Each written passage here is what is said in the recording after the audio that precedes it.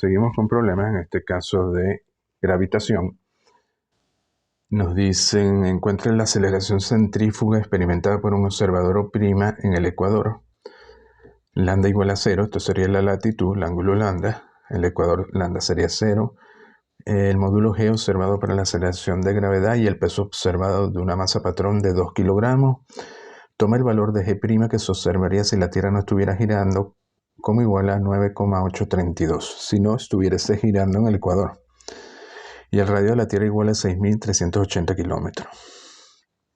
Bueno, para un observador de sistema inercial en el espacio, ve el observador O' en el ecuador con una aceleración centrípeta igual a menos b cuadrado entre r en la dirección del centro de la Tierra. A sería la aceleración centrípeta.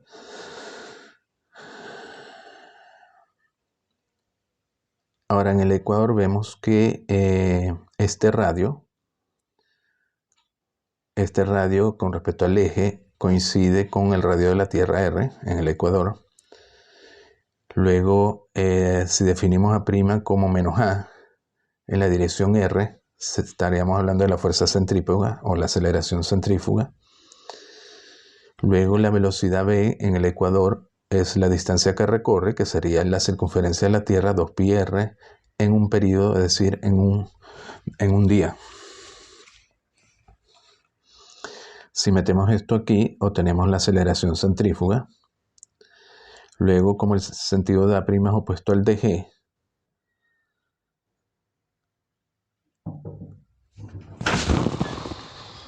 ¿Cuál es la primera hora que es opuesto, tendríamos que la aceleración, si la Tierra no estuviera girando, sería igual a la aceleración con la Tierra girando, más la aceleración centrípeta, o centrífuga en este caso.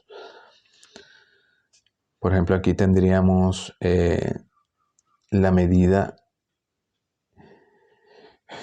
tendríamos el peso del cuerpo con la Tierra girando, tendríamos la aceleración centrípeta y tendríamos el peso aparente del cuerpo una vez que está, sería el peso sin girar y este sería el peso girando. Es decir, la normal NG sería igual a mg', que sería m por la aceleración centrípeta más mg, o la aceleración de la gravedad sin girar sería igual a la aceleración de la gravedad girando más la aceleración centrípeta. La aceleración centrípeta en módulo es igual a la aceleración centrífuga. Básicamente nos dice que si la Tierra no estuviese girando, la aceleración de la gravedad sería mayor. De hecho, aquí nos dan el valor de 9,832, que es mayor del valor que generalmente se usa de 9,8. Bueno, aquí sí calculamos la aceleración centrípeta usando el radio de la Tierra y el periodo, que son 24 horas por 60 minutos por 60 segundos. Nos daría que la aceleración de la gravedad con la Tierra girando sería igual a 9,8 metros por segundo.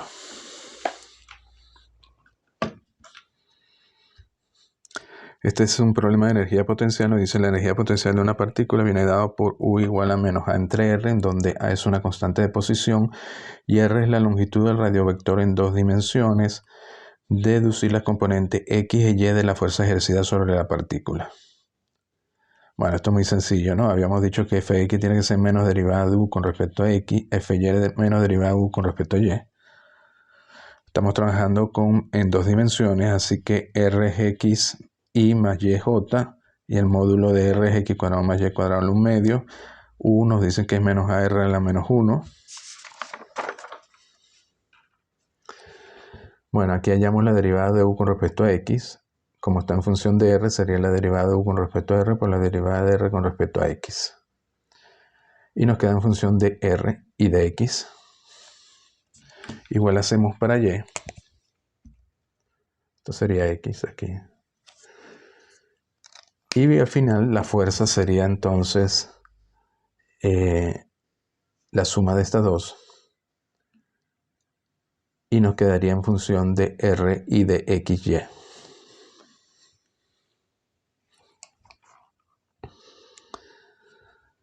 Este es un problema de movimiento circular, ¿no? Básicamente nos dice una masa M situada en el extremo de un muelle que puede pivotar libremente alrededor de otro extremo, se mueve recorriendo el perímetro de una rueda de radio R, o sea que se mueve en este perímetro. Por lo tanto, este muelle se va elongando y comprimiendo según se mueva. Si la longitud de formar del muelle es L0, deducir la energía potencial en función del ángulo θ. Bueno, aquí hay que tomar en cuenta que hay dos tipos de energía potencial. Uno es la del muelle y otro es la gravedad, porque la masa M está sujeta a la gravedad. Tenemos la masa M, tenemos la gravedad, la fuerza de gravedad y tenemos la fuerza del muelle. Entonces, fuerza sabemos que va a ser, si lo utilizamos la energía potencial, menos la derivada de U con respecto a X, aquí trabajamos en 2 dimensiones, menos la derivada de U con respecto a Y. Donde la fuerza total es la fuerza de gravedad más la fuerza del muelle. La fuerza de gravedad va en la dirección menos J. La fuerza del muelle sería la elongación, que sería R, de aquí a aquí, menos la L0, que sería la longitud sin deformar. Esto sería la elongación o el estiramiento, la compresión en la dirección I sub R.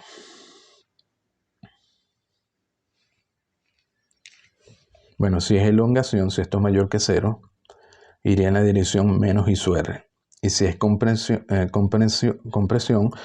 esto sería menor que 0, daría positivo y iría en la dirección I sub R. Ft, fuerza total sobre M. Entonces la fuerza del muelle es menos KR menos L0 en la dirección I sub R. Ahora tenemos que expresar, como aquí aparece R, en función del ángulo θ, porque nos piden deducir la energía potencial en función del ángulo θ. Y bueno, aquí lo que tenemos que trabajar es con la geometría. Si en un punto el muelle tiene una longitud R, bajamos aquí, sabemos que de aquí al centro siempre hay L0. Esto es L0 y esto es R. Sabemos que este ángulo se mide como θ, por lo tanto este ángulo es pi menos θ. Y el resto, bueno, es trabajar con el álgebra de la geometría. Por ejemplo, R cuadrado va a ser igual a este lado, que es R seno de este ángulo al cuadrado más esta distancia. Pero esta distancia es esta de aquí a aquí, que es L0 menos este trozo, que es R coseno de pi menos θ. Y así se va trabajando para hallar R cuadrado. Obtenemos R cuadrado, R minúscula al cuadrado en función de θ.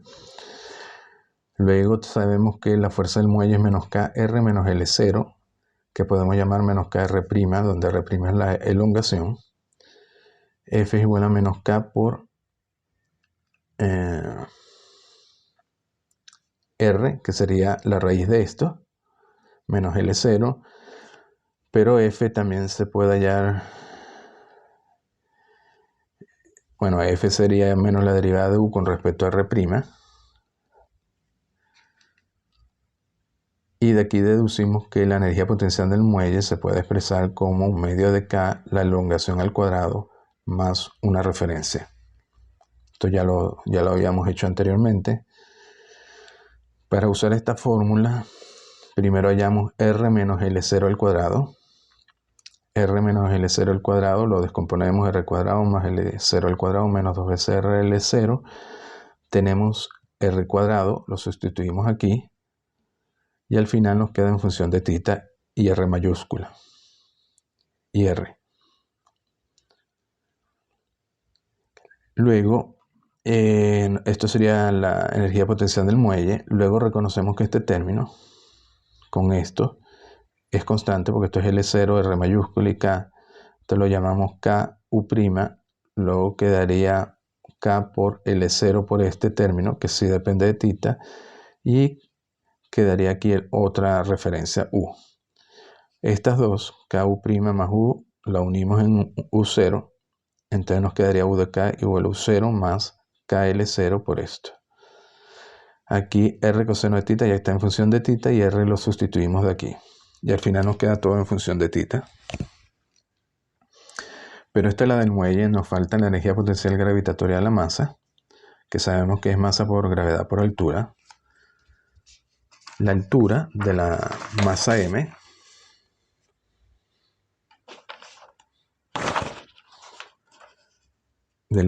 que está en este punto es Y, pero Y se puede relacionar con R y θ.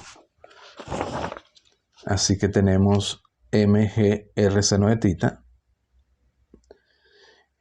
Ponemos UG igual a 0 en θ igual a 0. Y al final nos queda entonces U igual a U0 más KL0 por esto, más la gravitatoria que sería mgr seno de θ.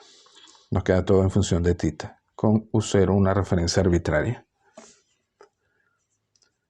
Como ven, es un ejercicio más de geometría que de otra cosa. A ver, este es un ejercicio parecido, un poco más difícil. Tenemos una masa M situada sobre el extremo superior de una varilla de longitud L0. Es decir, esto es una varilla y es L0 y pivotea sobre esto. Quiere decir que se puede mover así. Puede girar por su extremo, pues su extremo está conectado al suelo mediante dos muelles de longitud sin deformar igual a L0. Estos serían los dos muelles de constante K. Y como la masa se mueve de un lado a otro recorriendo un arco circular, porque esto es rígido, así que solo puede moverse en un arco circular, podemos expresar la longitud de su trayecto S en función de la distancia angular S igual a Rθ, hallar la fórmula correspondiente a la energía potencial U del sistema en función de θ. Bueno, es parecido al anterior, pero más complicado.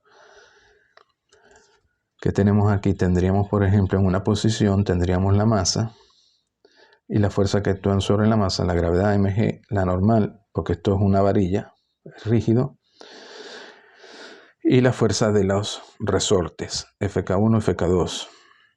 Medimos el ángulo θ con respecto a la vertical.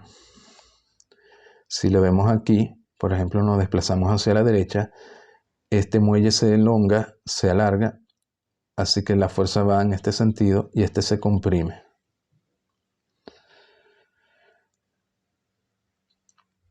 Entonces, este ángulo sería θ, esta longitud es L0.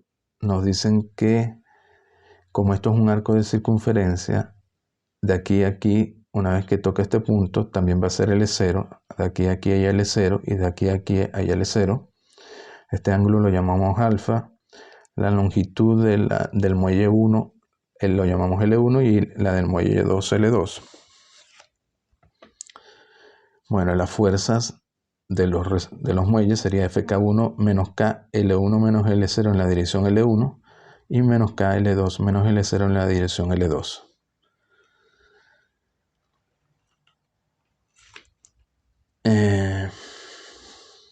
Bueno, ahora lo que queda es pura geometría, porque tenemos que relacionar, como Fk1 y Fk2 están en función de L1 y L2, tenemos que relacionar L1 y L2 con el L0 y con el ángulo θ, que es este resultado que vamos a obtener,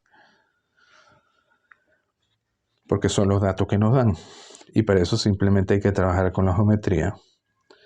Sabemos que de aquí a aquí hay dos L0, esto lo llamamos A a esta altura, este sería el ángulo alfa, este sería el ángulo beta. Bueno, el resto es pura geometría. Por ejemplo, A sería igual a es común a L1 y L2, ¿no? Sería L1 por el seno de beta, pero también es L2 por el coseno de alfa. Y también es igual a L0 por el coseno de θ. Entonces hay que buscar todas las ecuaciones posibles. Luego la base, por ejemplo, que es 2L2, también se puede ver como L1 por el coseno de beta, es decir, de aquí a aquí más de aquí a aquí, más L2 por el seno de alfa. Bueno, aquí trabajamos de 1.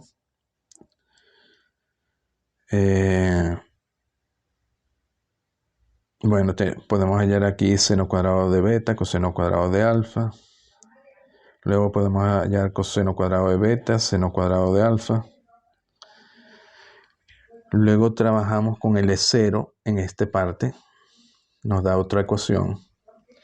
Porque nos dice que de aquí a aquí, que es L0, también se halla como esta parte que sería L0 por el seno de tita, más esto que sería L2 por el seno de alfa. Ahí tendríamos otra ecuación. El resto es realizar álgebra. Y al final efectivamente podemos hallar L2 en función de L0 y tita. Y podemos hallar L1 en función de L0 y tita. Entonces bueno, ya la mitad del trabajo está hecho. Ahora podemos hallar FK1 y FK2. Y la energía potencial de los muelles sabemos que es un medio de K L1 menos L0 al cuadrado, que sería la elongación, más un medio de K L2 menos L0 al cuadrado. Sustituimos L1 y L2 y llegamos a U. Y nos queda la energía potencial U en función de tita y L0, que era lo que nos estaban pidiendo. La parte B nos dice la frecuencia de las oscilaciones de pequeña amplitud alrededor de tita igual a 0 radianes, es decir, alrededor de la vertical, porque tita se mide con respecto a la vertical. Inicialmente, cuando estamos en la vertical, tenemos los dos muelles, están a un ángulo de 45 grados, esto es L0, esto es L0 y esto es L0. Tenemos entonces FK1 y FK2. Los dos muelles están estirados, ustedes van en la dirección hacia adentro.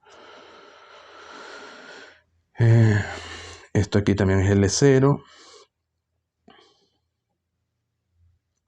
¿Y qué sucede? Para hallar el periodo de oscilación alrededor de este punto, tenemos que hallar la ecuación diferencial que relacione tita, la ecuación diferencial del movimiento de la oscilación en función de tita, y para poder hallar la frecuencia angular o el periodo. Entonces, que estamos aquí en la vertical, ¿qué pasa? Nos desplazamos hacia la derecha un desplazamiento pequeño ds, que corresponde a un ángulo de tita. ds sería L0 de tita, un pequeño arco. Luego las fuerzas que se aplican, ¿cuáles serían? Sería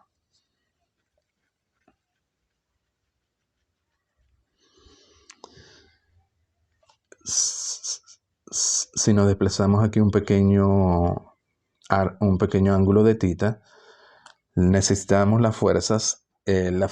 Fíjense que las fuerzas verticales se compensan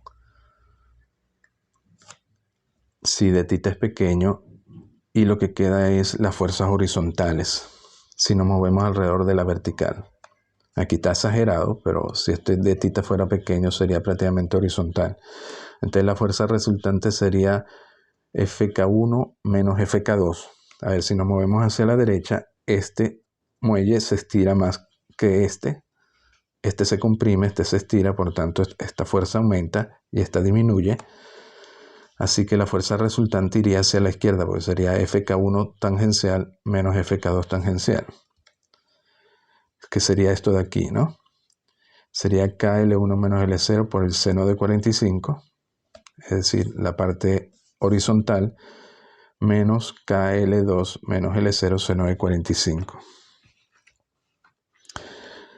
Y eso tiene que ser la fuerza resultante, que es la masa por la aceleración, ¿no?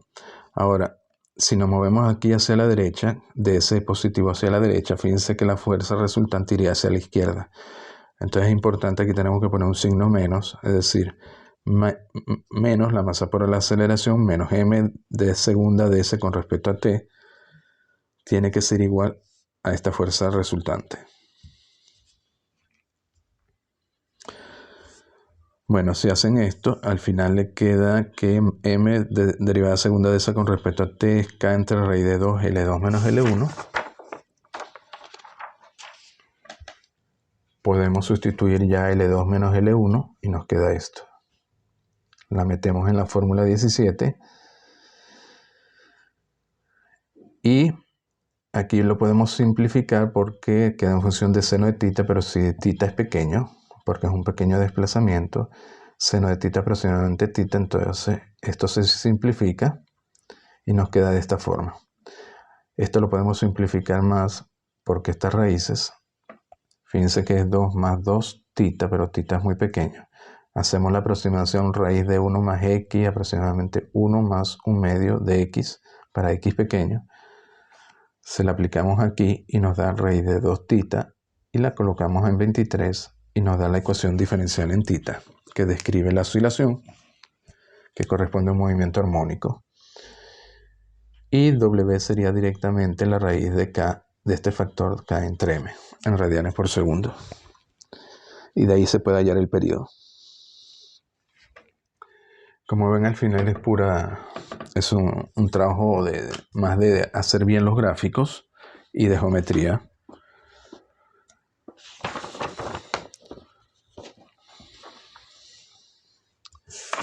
A ver, este es relativamente sencillo. Nos dice que un acróbata de masa M salta desde una plataforma de altura Y' sobre un trampolín que está aquí, que está situado a una altura Y0 por encima del suelo. Esto sería un muelle y esta sería entonces su posición relajada, Y0.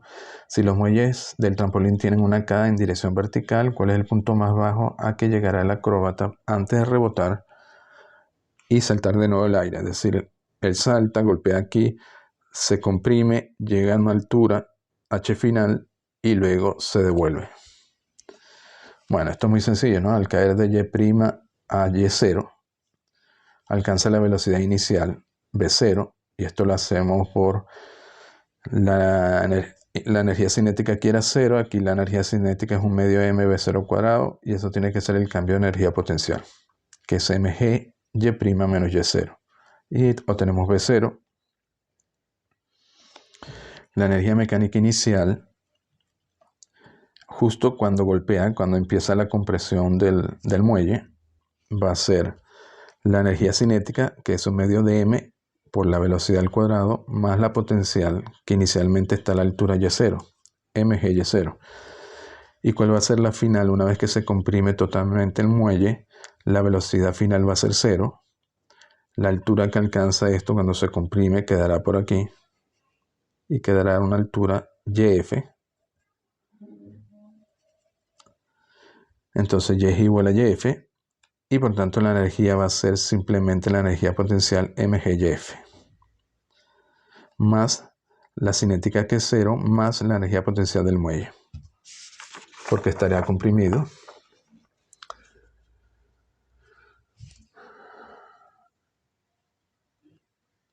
Bueno, el resto, como ven aquí, es pura álgebra.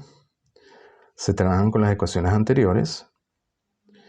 Y0 menos YF va a ser la compresión del muelle, es decir, cuánto se ha comprimido. Hacen todo el álgebra aquí y resuelven para YF. De hecho, este YF se puede simplificar un poco más hasta llevarlo a esta presión. Como verificamos, aquí al final se verifica que YF es menor que Y0, porque tenemos Y0 menos este término, que es positivo. Así que YF es menor que Y0. Al final es trabajo simplemente de álgebra. Bueno, entonces lo dejamos aquí, seguimos en el próximo vídeo.